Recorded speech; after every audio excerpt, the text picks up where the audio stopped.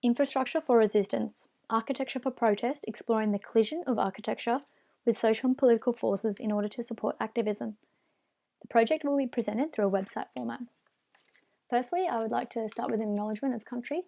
I acknowledge and respect the Pambalong clan of the Awabakal people, traditional custodians of the land on which my research was undertaken at the University of Newcastle.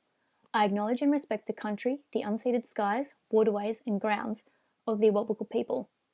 I would also like to pay my respects to past, present and emerging traditional custodians and elders, and the continuation of cultural, spiritual and educational practices of Aboriginal and Torres Strait Islander peoples. Infrastructure for Resistance is a library of components, kits and wearable architecture for organisers and attendees to borrow for their next protest. The aim is to support existing movements of resistance and amplify the power that people have to make change. It is a modular system that gives agency to organisers to assemble the kits in a way that best suits their cause. The wearable architecture for attendees are worn on their head during a march protest, and at the completion of the event they fold up and are left there to remain as a beacon of hope for a designated period of time. But to understand how I got to this point, I'm going to take you through some of the process in my research booklet. This booklet collates my process of decentering settler colonial perspectives in design and evaluating how to actively be a part of reconciliation through the profession of architecture. With ever-changing architectural questions arising as the complexities of ethics were uncovered, each time shifting and shaping the project outcome. The final year provided the opportunity to immerse myself in critiquing how my identity and settler privilege has to date informed my teachings and design ethics in order to reshape my architectural process. I started the year looking into the disproportionate rates of Indigenous incarceration. I began to explore how architecture could aid in reducing these horrific statistics. I proposed public architecture for connection and dignity in Alice Springs. During the university break, as a response to the death of George Floyd, the Black Lives Matter movement was amplified and people were uniting to stand up for the rights of people of colour all over the world. It was hard to ignore this worldwide movement and as a result put me on another trajectory for semester 2. I embarked on exploration into the idea of architecture as a political intervention. Can we as architects use our skill set to push for change on pressing social and political issues? What role does architecture play in the dimensions of politics and power? Art and architecture are both sites of display and sites of action that spill over into other contexts. Built architectural structures, the shaping of critical learning environments, interventions that challenge dominant collective narratives, the production of new political imaginations, the redefinition of words, and the formation of civic spaces. At this point, the project aimed to create space to facilitate the coming together of community to share stories of injustices. Upon reflection after the completion of this phase, I struggled with ethical questions of ownership and the commodification of Indigenous stories. I continued to explore my own agency and how I could develop that ethic into my project, and a new phase emerged. Firstly, I would like to note that decolonisation is not a metaphor. Decolonisation brings about the repatriation of Indigenous land and life. It is not a metaphor for other things we want to do to improve our societies and schools.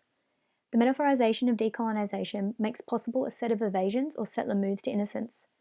When used as a metaphor, it crushes the very possibility of decolonisation, as it recenters whiteness and is yet another form of settler appropriation. Decentering settler perspectives in our design process is a continuing process in itself. Our architecture and architectural process has the ability to embody our ethics, educate and inform others.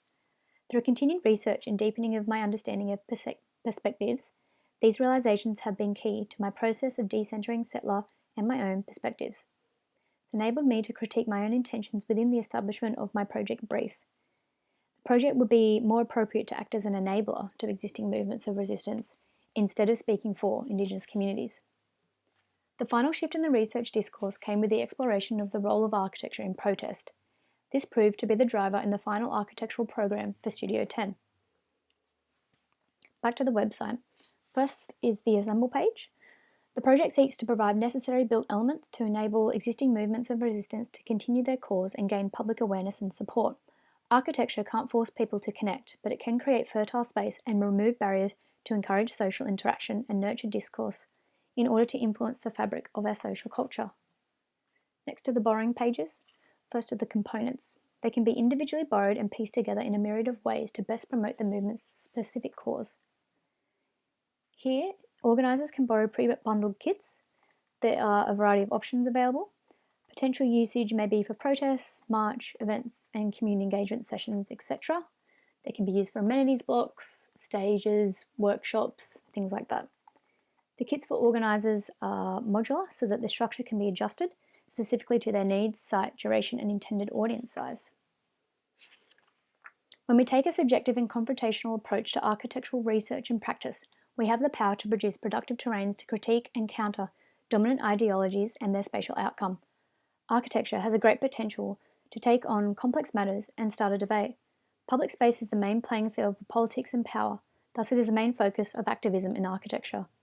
The project will claim Australian space physically, socially and politically by the assemblage and erection of the components and kits in the public space. Through the use of temporary architecture, the project will create a place to critique the current social and political situation. The built form will enable people to unite and generate provocative discourse in order to demand restorative justice. The prospect for change grows as these local interventions are aggregated and broadcasted via social media and design blogs, gaining global outreach. Architecture could be a political weapon. Since the built environment stands proof of the values of society at large, it talks about who we are as a collective and also about whom we strive to be and the world we wish for. It expresses our identity as a nation. The ephemerality of this project is of fundamental importance. It is a collapsible, symbolic anti-monument that critically contrasts the institutionalised architecture of colonial Australia. The act of collaborative assemblage symbolises a great deal about placemaking and ways of thinking about the built environment. It also brings up questions of the built environment's role in ownership, invasion, and settlement. The structure is designed to easily fit on top of a standard car, with the other components going in the boot. Without any specialised trailer required, this makes infrastructure for resistance easily transportable. The following drawings detail how all of these components come together. The membrane to top of structure connection, and the structure is made from bamboo poles, and the membrane is PTFE fabric. The bamboo articulated joint connection. This shows the membrane connection when two structures are brought together. And in section you can see here how they come together with a roof connection membrane that gets velcro between the two of them. The membrane to foot connection, and also the foot connection here with adjustable screw base so that the structure can remain level. This is a detail of the platform box and how it comes together.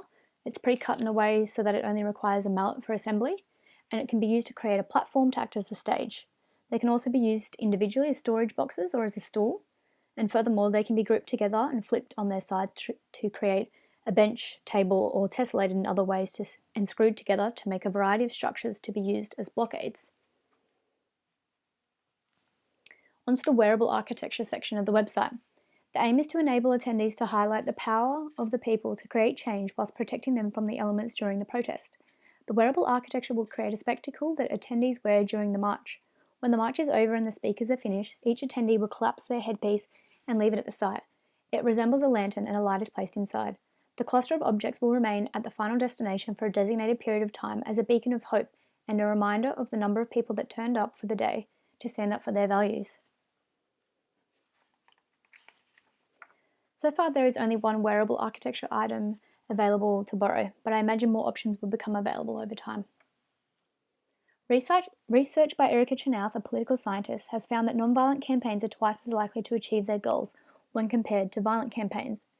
It takes around 3.5% of the population actively participating in the protest to ensure serious political change. Civil resistance is the most powerful way of shaping world politics. Infrastructure for resistance aims to amplify that power the people have to make change. It seeks to encourage Australians to question their identity and values in order to demand justice. These images show how the headpiece collapses up using the elastic drawstring cord to pull it closed. With 3mm plywood and a super lightweight and waterproof PTFE membrane, the headpiece aims to be relatively light and comfortable to wear. With a diameter of 1.5 metres, the headpiece keeps attendees socially distanced in these COVID times. So what are the political dimensions of architecture, and how do we incorporate activism in design?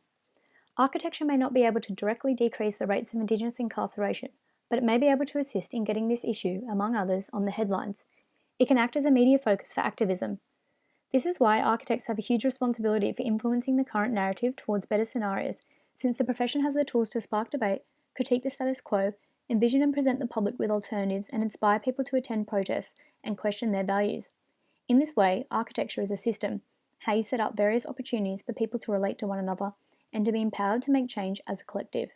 The architect is a relationship builder. As a designer, I am divorcing myself from the idea that what we do is neutral and universal, and that politics has no place in design. The choices we make as designers, as architects, are intrinsically political. With every choice we make and every built form we create, there is the potential to not just exclude, but to oppress and continue the settler-centred view and continued colonisation of Australia. Every design subtly persuades its audience one way or another, and every design vocabulary has history and context. Now is the time to embed truth-telling and to acknowledge alternative narratives of Australia in our process and execution. Thank you.